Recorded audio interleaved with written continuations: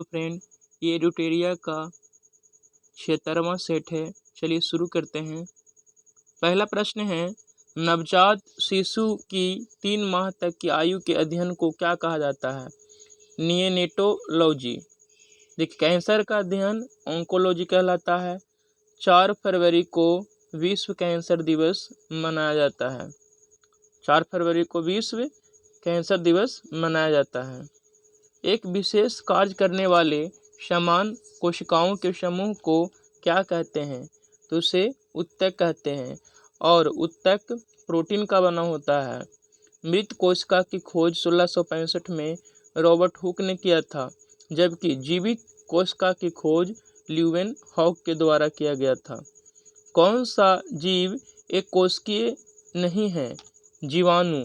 जीवाणु बहुकोशिकीय है, जबकि अमीबा, क्लैडिमोडोनस, कवक ये एक कोशिकीय जीव हैं। रक्त के एबी वर्ग वाला व्यक्ति ऐसे व्यक्ति को रक्तदान कर सकता है जिसमें रक्त वर्ग हो एबी। रक्त समूह की खोज की बात करें तो रक्त समूह की खोज लैंडस्टीनर ने 1901 में किया था। देखिए, यूनिवर्सल डोनर याद रखिएगा, यूनिवर्सल डोनर ओ पॉजिटिव को कहा जाता है और यूनिवर्सल रिसेप्टर यानी जो सभी से ब्लड ले सकता है एबी नेगेटिव को कहा जाता है। ओ पॉजिटिव सभी को दान कर सकता है और एबी नेगेटिव सभी से रक्त को ले सकता है। अमीनो एसिड की आवश्यकता किसके संश्लेषण के लिए होती है? प्रोटीन संश्लेषण के लिए होती है। मानव शरीर में संक्रमण को रोकने में मदद करने वाला विटामिन कौन सा है? Vitamin A. विटामिन ए को रेटिनॉल भी कहा जाता है। Vitamin B one thiamine. Vitamin D को कैल्सीफेरॉल कहते हैं। विटामिन सी की कमी से स्कर्वी रोग होता है और विटामिन डी को हार्मोन के नाम से भी जाना जाता है। विशालतम स्थलचर वन प्राणी कौन सा है? अफ्रीकन हाथी। कौन सा जोड़ा सही है? अपघटक बैक्टीरिया क्या होते हैं? अपघटक। जबकि तेंदुआ क्या है? ये प्राथमिक उपभोक्ता नहीं है, तेंदुआ द्वितीय उपभोक्ता है। घास उत्पादक होते हैं। हिरन प्राथमिक उत्पादक है। पुष्प में नर लैंगिक अंग कौन से हैं? पुंकेसर। अगर मादा अंग की बात करें तो पुष्प में मादा अंग स्त्रीकेसर होता है। निम्नलिखित तत्वों के कौन से समुच्चय की संयोजकता एक समान है? मैग्नीशियम, कैल्शियम और बेरिलियम का। कांच के निर्माण में किसका प्रयोग कच्चे माल के रूप में नहीं किया जाता है? एल्यूमिना। जिप्सम का सूत्र होता है CaSO4 2H2O। जिप्सम का, ठीक है। अगर प्लास्टर ऑफ पेरिस का सूत्र की बात करें CaSO4 ½ H2O plaster of Paris. बोरेकस सुहागा का फार्मूला यानी सूत्र होता है, केमिकल फार्मूला Na2B4O7। चलिए नेक्स्ट प्रश्न है, जल के उपचार में फिटकरी का प्रयोग किस प्रक्रिया में मदद के लिए किया जाता है? स्कंदन। द्रव चालित मशीनों किस सिद्धांत पर कार्य करती है? तो पास्कल के सिद्धांत पर कार्य करती है। एक कण समय के बराबर अवधि में एक वृत्ताकार पथ के गिर्द बराबर दूरी तय करता है, उसका एक समान है चाल। कौन सा जीव जैविक नाइट्रोजन स्थिरीकरण के लिए जिम्मेदार है? जीवाणु और कवक नाइट्रोजन का स्थिरीकरण करने के लिए जिम्मेदार है। ऊष्मीय मान को किस मात्रक द्वारा प्रदर्शित किया जाता है? केजे पर केजी। कौन सदा उस वस्तु की छोटी छवि बनाएगा जो उसके सामने रखी जाएगी? उत्तल दर्पण।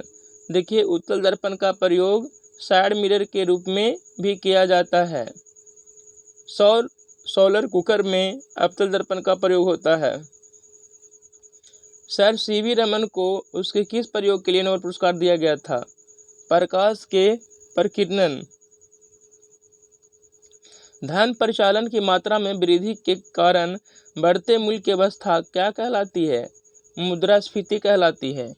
गोल्डन हैंडशेक किससे संबंधित है? कर्मचारियों के स्वैच्छिक सेवानिवृत्ति से संबंधित है। Golden handshake. किस सरकारी एजेंसी ने राज्य सांख्यिकी की एक पुस्तिका विकसित की? नीति आयोग ने। नीति आयोग की अगर स्थापना की बात करें तो 1 जनवरी 2015 को नीति आयोग की स्थापना हुई थी।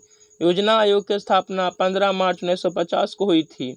सेबी का गठन की बात करें तो इसका गठन 1988 में हुआ था। वाणिज्य के किस पहलू से बुल एंड बियर संबंधित है? स्टॉक बाजार। भारतीय अर्थव्यवस्था में कोर सेक्टर के अंतर्गत आते हैं तो कोर सेक्टर के अंतर्गत कोयला, सीमेंट, पेट्रोलियम, स्टील, ये चारों आते हैं। यानी आंसर क्या हो जाएगा? Option D. पेट्रोलियम की शुद्धता ऑक्टेन संख्या से मापा जाता है। पेट्रोल की शुद्धता ऑक्टेन संख्या से, जबकि डीजल की शुद्धता की बात करें तो सीटेन संख्या से मापते हैं। तेलुगु कृति अमुक्तमाल्याद के लेखक कौन हैं? कृष्णदेव राय। किस मुगल सम्राट ने स्वयं अपनी आत्मकथा लिखी थी? तो किसने लिखी थी? बाबर और जहांगीर ने। कौन सा भारत आने वाला पहला अंग्रेजी जहाज था? Red Dragon. राजा रणजीत सिंह को राजा की उपाधि किसने दी थी? जमान शाह ने। ब्रिटिशों ने पंजाब को किस वर्ष अपने राज में मिलाया था? 1856 में। और 1856 में ही विधवा पुनर्विवाह की शुरुआत हुई ईश्वरचंद्र विद्यासागर के द्वारा। भारत में स्थायी स्वशासन का जनक लॉर्ड रिपन को माना जाता है। हस्तक्षेप नीति का अर्थ क्या है? कुछ प्रतिबंधों का हट जाना।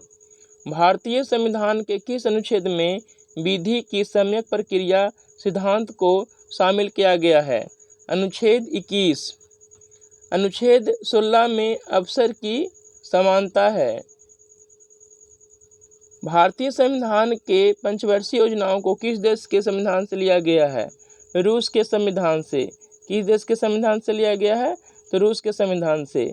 मौलिक कर्तव्य रूस के संविधान से। मौलिक अधिकार अमेरिका के संविधान से। समवर्ती सूची ऑस्ट्रेलिया से लिया गया है। समवर्ती सूची ऑस्ट्रेलिया से। विधि द्वारा स्थापित प्रक्रिया जापान से। विधि द्वारा स्थापित प्रक्रिया जापान से लिया गया है। चलिए नेक्स्ट प्रश्न है, सर्वोच्च न्यायालय में न्यायाधीश नियुक्त होने के लिए व्यक्ति को कम से कम कितने वर्ष उच्च न्यायालय का एडवोकेट होना चाहिए? 10 वर्ष। उच्च न्यायालय का गठन अनुच्छेद 214 के तहत होता है। उच्च न्यायालय का गठन अनुच्छेद 214, जबकि सर्वोच्च न्यायालय का गठन 124 अनुच्छेद 124 के तहत सर्वोच्च न्यायालय का गठन और उच्च न्यायालय का गठन अनुच्छेद 214 के द्वारा। 73वें संविधान संशोधन के संदर्भ में निम्नलिखित कथनों पर विचार व्यक्त कीजिए।